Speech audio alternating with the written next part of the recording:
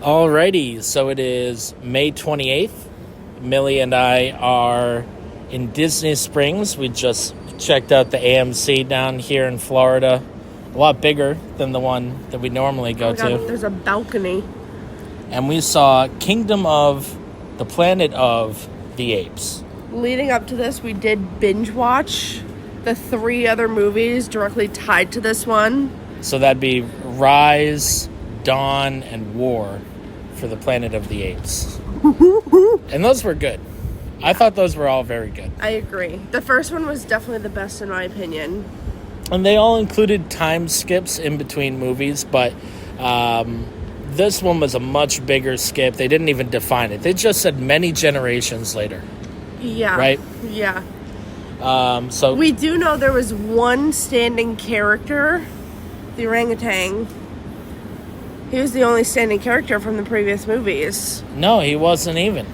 He was a different orangutan. I thought he looked different. He's but specious. How come he was saying, he was like, I'm the only one left? Well, he was a part of a small clan that was devoted to Caesar's teaching. So, okay, I misunderstood and that is kind of what happened in the movie. Is you can feel the impact of Caesar.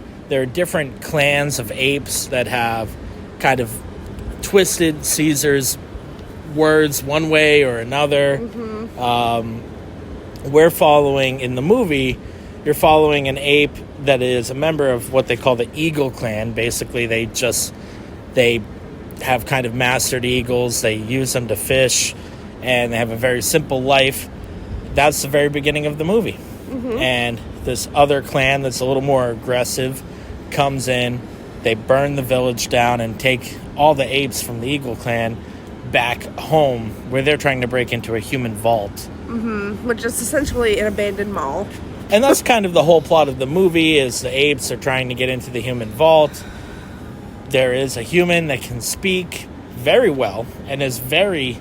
I mean, hey, I understand this human can speak, but where did she learn all that stuff? I don't know. She knew how everything worked in the vault. I mean... Yeah, I think the big thing clear crazy. that you didn't say is... Well, I guess people know the background of Planet of the Apes. Yes, yeah.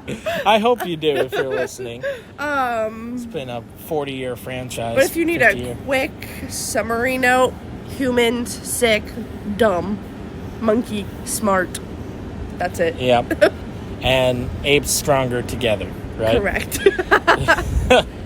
So, yeah, the plot was a little weak. They definitely set themselves up for future movies. Right at the end, there was kind of a human element there. The apes they're using tools, but they're still pretty basic as far as their development goes. I thought, I have to say, there were a lot of lines that were supposed to be funny that were not funny. Mm-hmm. I mean, what do you think? I agree. Overall, I don't think anybody in the theater laughed.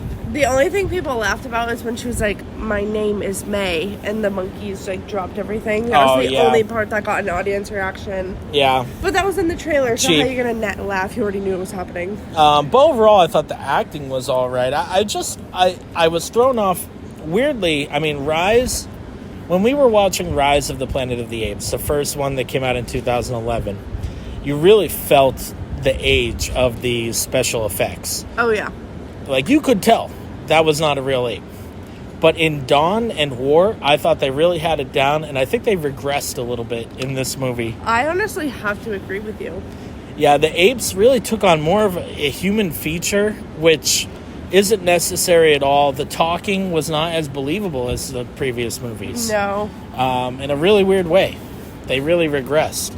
And I was afraid that they were going to go even further, because I know I had told you Disney has purchased Fox, who produces the Planet of the Apes movies. So I really thought it was going to be a Disney-fied movie, and it wasn't too strong. No, I don't think so. But you know, it was beautiful at times. Really green. Nature overtook the human civilization. All the buildings were.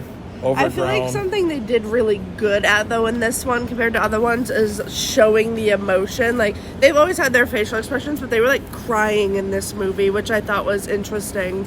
They were crying in the previous movies, too. But the way that they cried in this movie, you know? And that goes back to, I think, what I was saying about they really kind of took a lot of the ape-ness out of the them. apes. Yeah, it was very and they made it humanified. Yes. Personified? I don't know. So, I also have... I wrote down a basic skeleton for us to follow now. And that is... The next thing that I wanted to talk about is music for any movie. And honestly, the music in this movie was completely forgettable. What do you think? I don't even think there was music. There was a score to it, but it was forgettable. I like the music they do when they call the birds. Yeah. Yeah, they sing a little song. Overall, I would say this movie, I didn't dislike it, but it was, in my opinion, the worst of the recent run. I would go in order. Absolutely. I think the first was the best, and then it just went downhill from there. Yeah, for me, the order would actually go 2, 1, 3, 4. 2 was really good. Yeah, the second one was really good. That's Dawn. I was very surprised. I don't know his name in real life, to see Frank Gallagher. Oh, yeah. I do have to say, he was such a minor character. He got like 10 minutes of screen time total, but not a huge he's presence. Such a grungy character. He's so good at that I role. love that actor, too. Me too. Anyway. So, I give it a 7.3 out of 10. What do you think? See, I forget what we rated our other movies already, but I want to say like a 6.6. All right, 7.3 from Dan, 6.6 from Millie. Yeah. There you go. It was okay. See you next time. Bye.